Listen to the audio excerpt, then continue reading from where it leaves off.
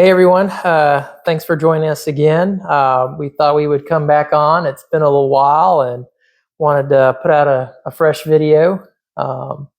So one of the things that we do before coming on is we like to kind of brainstorm for ideas. And we don't want to be repeating ourselves in prior videos, but one thing that kind of came up this evening was mindsets. Mindsets that we may have that could be hurting intimacy in our marriages. So want to just kind of dive into that and kind of discuss some things that we were thinking of, and hopefully this will help you. Yay! So yeah, I'm excited. Yes. In mindsets, I think the first thought I have is that they're often hidden from us. Right. I mean, would you say? Yeah. I mean, we're blind to things, especially our faults. At right. times. Our faults. Yeah. Right. Things, our tendencies, our nature, yes. the way we conduct ourselves, how we communicate, how view things. They all shape our mindsets, and we always think, our way of doing things is the right way. Right. Our way of doing things is the wrong way. Right. And and hence, that we need to have our minds renewed individually each day. Right. And really listen to the other's perspective, because there's things that you have said when I ask, okay, how am I coming across? Or I'll say, this is how you're coming across. And I think I'm being self-aware, and then I'm not. Or you think you're being self-aware, and you're not. And it's like really just being curious how we are how individually I'm affecting you and you are affecting me. Right. And knowing that there's this like marriage mindset that we are ultimately trying to protect the intimacy of our marriage. Right. Yes. So, I'm thinking, what would be the first mindset that comes to mind? Yes. And I was just kind of brainstorming, like you said, right before we popped on. And I was thinking, how there's like an overarching mindset, which would be like really, really hindering, would be the unforgiveness mindset. Oh, yeah. Is because from that comes bitterness, resentment. You have all these like subsets of mindsets. Yes. But it's like the main mindset, if you will.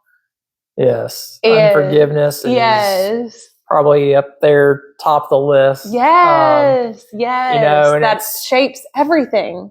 Right. Yes. It's one of those things where maybe you say you've forgiven somebody, right. But then when something negative comes about, it's pulled down from the shelf. Mm-hmm. Box is opened up, and it's like, hey, that's a good way to say remember that one time? Yes. You did this. Well, Yes. Let's talk about it again. This is connected in some way. Yes. And so it's like you feel like you can never escape, right. past hurts or past upsets. Yes. It's one of those things that's stored away for future use. That's so good. That's so good. It's just like from moment to moment, just being aware, and where the mind goes, the mouth follows. Right. And so it's really kind of, what are the words that we are speaking? What are the thoughts that we're thinking? What are the feelings and the attitude that we have towards the other, and that unforgiveness mindset can close us off. Yes. And so I really think too, it's like unforgiveness is kind of like a closed hand, where forgiveness mindset is like an open hand. Right. In your marriage. So it's like, even like there's been times, it's like, okay, what's the body language? Are we, back to back, closed off, or are we kind of reaching for the other? And so, there's little things always to discuss in marriage, right? Because at some point we will rub another the wrong way, or we'll be irritated, or there's little things, but what is the overarching mindset that we have day in and day out? Right. I feel like with, unforgiveness, love keeps no record. Right. It's continual. It's a flow. Sure. Yes. I feel like the goal should be to address it, put up boundaries. Yes. And then move forward. Yes. I agree. Don't come back to that camping ground again. Yes, because there's a stench there. There's not a flow. I was thinking too, it's like if we were to have smells in the spirit, right? Unforgiveness, bitterness is going to have foul odor. And it's also shame for the shame, the person who may have trespassed, right? That they carry, and it's like, and we're not talking wants to about be reminded of old things, past failures or setbacks, and we're not even talking about big things. It's usually little things, sure, right? It's usually the little things that store up inside. It's not a big thing, but if you let it continually shape the way that you think about your spouse, the way that you feel about your spouse, it's interesting. Before we even come on here, we have, I record off the phone, and we have to spray this little lens what do you call it? Cleanser? What do you spray on there? Lens cleaner. Yeah, what do you spray on there? It's like something. It's just a lens cleaner spray that you get from like an optometrist, like a lens pharmacy cleaner. Yeah. Okay, so it's like we have to clean the lens so we don't have a foggy view of our spouse, because unforgiveness can create the lens where it's almost like we're looking for it. Right. And we have to be aware of that. It's like when you take a picture and you go through different filters, that may cast it in a different light or setting. And so we have certain I love filters, by the way, don't you? You have good filters. And there's probably filters that are on your short list. Ones that are your go-to filters, like this always puts me in the best lighting, and so you're going to be toggling between a couple of filter favorites. So you're saying you can have a negative filter towards your spouse. Right. I love the topic of filters. Wow, I love the topic of filters, because it's so important not to see your spouse as all good or all bad. We have to look at each other with grace to say, yes, we have strengths and we have weaknesses, both of us, to be realistic. And so it's not like a hero filter. It's not a all good or all bad filter, which is often like when we're dating before we get married, we see someone as all good or all bad. But when we get married, we marry the whole person. Right. Yeah. And just knowing it's like, you know what?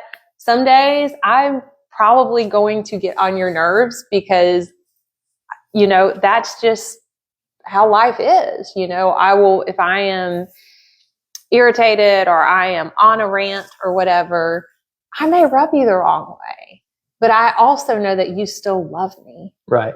And just knowing like, okay, there's some days we're not always going to be like elated. Some days we are. Some days we'll be like, oh my goodness, you're just amazing. You're incredible.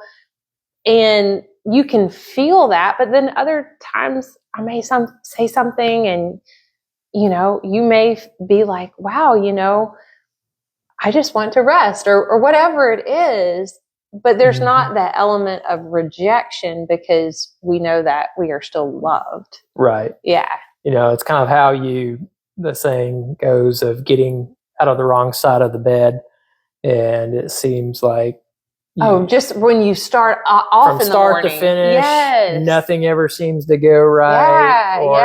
Often maybe we did you get up on the wrong side of the bed today? Yeah. Right. There's like that wrong side of how we see each other. They can't do anything right that day. Yeah. Like they're brushing their teeth too loud. So it's like a critical mindset. They're not loading the dishwasher correctly. Yeah.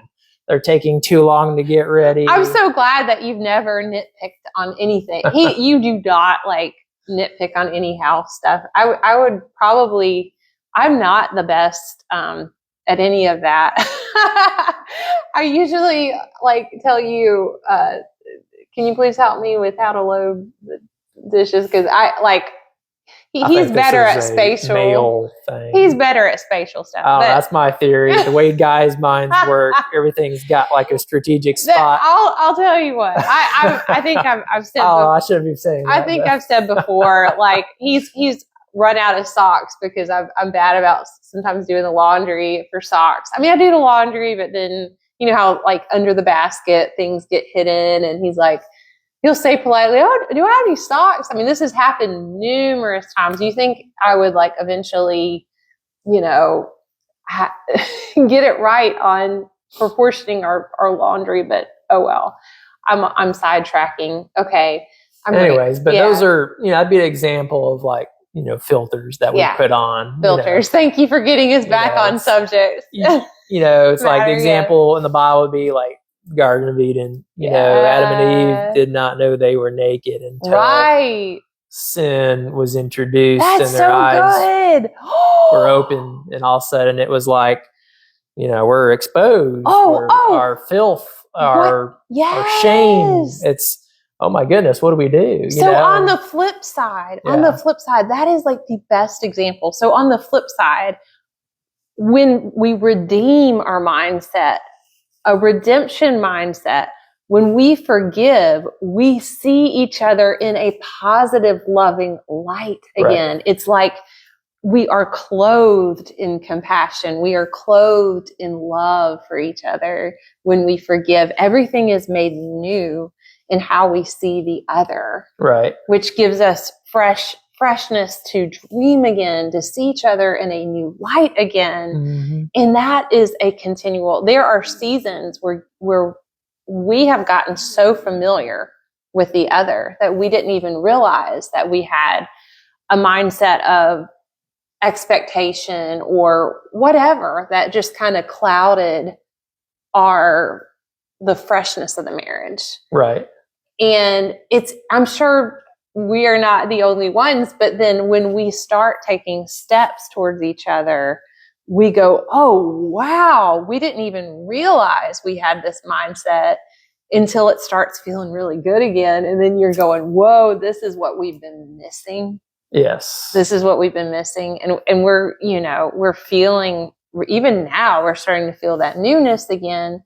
But we did not know, sometimes you don't even know the mindsets that you have. Well, and a lot of it can be, you know, stress related. Yeah.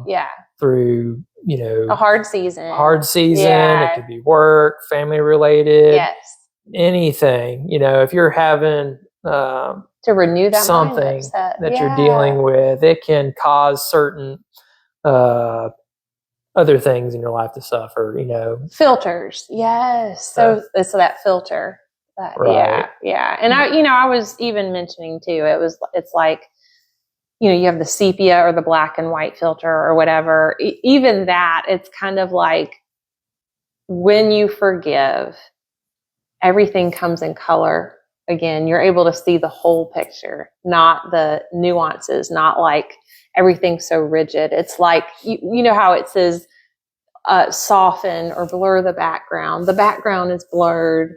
Everything comes into focus and you have that beautiful, flattering filter in your marriage again. Rose-colored lenses. Everything is a beautiful filter. Yes. You know, and speaking of like rose-colored, you know, it's like, what's another mindset, right? I think we mentioned earlier. Yes. Perfectionism. Yes. Oh, thank you for saying that. Yes. So when we are so perfectionistic individually, we will like really want to say, oh, I am right, you are wrong, and really want to prove that we are right, whether so elaborate on that. Yeah. So it's, you know, you want to win the argument. No one wants to think they're, you know, wrong. Yeah. You know, especially if you have two strong-willed spouses that come together in a union. I mean, you can have someone that's like really success driven, but then at the end of the day, you're going to rub. Yes, yes. And I will say, like, I don't know. I think we're strong willed, but we're both also laid back at the same time. But I have to watch myself because I can be very perfectionistic, very idealistic, a lot of those things. And if something, like, everything is important to me. And so I have to really watch that about like, how is that affecting you? You right. know? Yeah. Yeah. I mean, devil's in the details. Yeah. Sometimes we can get so focused on little things, details and the little things that we win the battle, but lose the war. Yeah. Yeah. Because intimacy and closeness is sacrificed right. in order to win an argument. That's so good. Or to be right, or, Yes. So we have the unforgiveness mindset, the perfectionistic mindset. Yes. I think what would counter perfectionism is just being present. Just enjoying the moment. Right. Because when you're being perfectionistic, you're more focused on those details versus intimacy. Right. And connection. Right. Right. Kind of more of an inward focus versus. Oh, I am so inwardly focused. Outward focus. Adam, I am so inwardly focused a lot of times. So I am a writer and I'm an author, and a lot of times I am like, my head's in the clouds. I'm thinking of creative ideas, but then it's hard for me to just be present sometimes. And so a lot of times I can be in my head or reflect. I'm very reflective, so I can reflect on things a lot, but I'm in my head, and sometimes in my head gets the ideal and I forget, oh, you're right here, you're present. And I just need to be mindful and connect. And, but yes, the perfectionism mindset, right. That's been something that God has been so merciful to me in my perfection. It's kind of like where sin abounds, grace much more abounds. And so in my weakness, He is strong. And so I think, my hands used to shake when I was in school because I wanted to make the perfect grades. I wanted to never, ever make a mistake. And you loved me. Like you would always say, it's okay. You don't have to it's okay if you make a mistake. Like, you're still loved, right. What I'm saying? And so, I've always felt loved from others, but for some reason in that perfectionism, that place where I needed to get everything right. That's how you got your confidence. That's where I got my confidence, but knowing that, hey, I'm loved by you no matter what. And a lot of times the things that we pride ourselves on, we project onto our spouse. I've done that. Right. So absolutely. I've done that. If you pride yourself in doing something the right way, then we expect our spouse to be perfect. Yeah. Right. You've got to do it the right way. You've got to be perfect. And yes, I think my perfectionism has come across as criticism because there's such critical, a high right? expectation. Right. Yeah. Because then you feel like, well, wait a minute, I'm being judged. Right.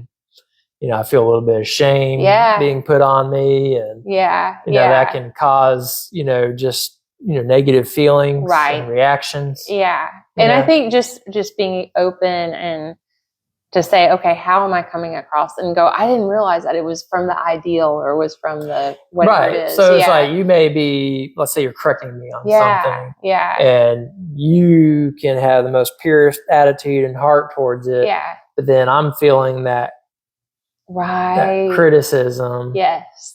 And that,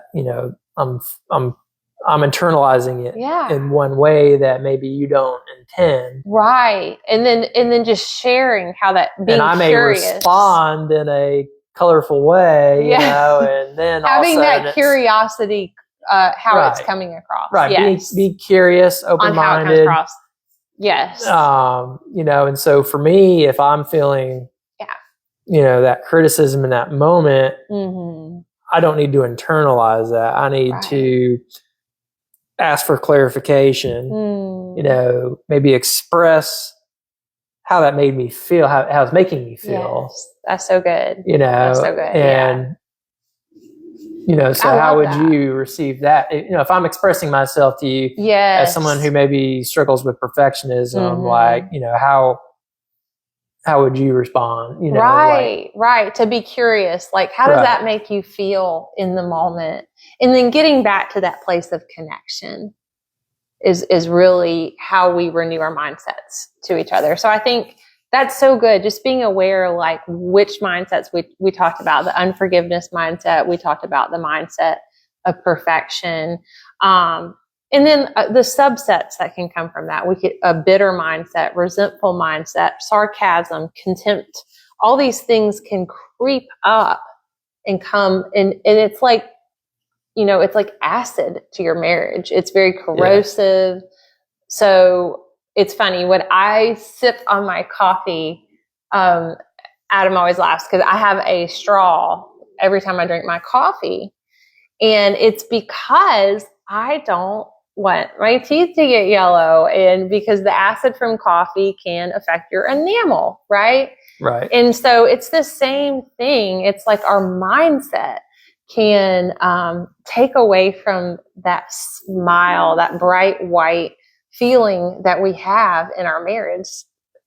And every day, it's like we need to brush our teeth. We need to renew our mindset towards the other, draw on the forgiveness. It's like we can read it on paper. We forgive because we are forgiven. That's the wonderful kingdom power gospel, right? But there's quite another thing to put that into practice in your daily life. Right. Renewing your mind daily. It's just like you brush your teeth. And take a shower. You're having to just wash your mind and your heart. Feel freshness. By just drawing away. It could be in those morning hours when you're spending time with God, refreshing your mindset. It could be coming home from work. You're in your car. Right. Let's renew my mind. Let's call some praise and worship. I don't know. Something that's going to just help wash away all the cares and worries of the day that you don't want to bring into the intimacy of the communion with your spouse. I agree. So it has to be fresh. It has to be renewed, because a mindset is, just by definition, set. So it's kind of like a fortress. It's a stronghold. It's a filter how we perceive and see everything. And if you think about, like, if you first renew your mind and you look for what is good in your spouse all day, you look for what is good. Like, if you are seeking, believing the best, seeing the good, especially when that trust is there. I'm not talking about if trust is not there, but when trust is there, you train your mind to say, okay, I'm going to look for things that I am thankful for in my spouse. So the flip thing is not having this, a lot of times we can take each other for granted. I think the familiarity mindset is probably the third one, maybe the last one that we'll talk about today. But the third one that we need to look out for is being so familiar with each other that we forget to say things that we're thankful for, to express the love. Things that we take for granted.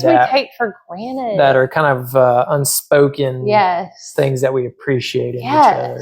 Yes. And just to draw that out of our hearts into expression, into communication. Right. So that could be like a good fun challenge, right? That we're going to spend the week, and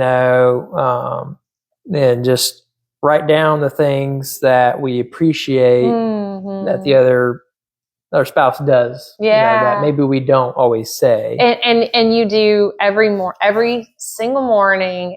He writes, in the days that he forgets, or very, very few, he writes on the chalkboard a new message. And then when he forgets, he'll go, oh, I forgot, if he was super, super busy that morning. But he writes unique morning messages, and I literally still smile every single time that I read them. I actually, sometimes he draws me little pictures too. But it's always fun to see the new message. And so I think when we renew our mindset, there is a new message we have towards the other. Right. We're not stuck, because if you have a mindset that is stuck, you're not going to see anything new in your spouse that you admire or that you love, you know. But if you're continually refreshing your mindset, you're able to see your spouse in a new light. Yes. Which is so important. It's like when we train ourselves to, see the negative, we're going to find the negative. Right. But we need to train our minds to, Define.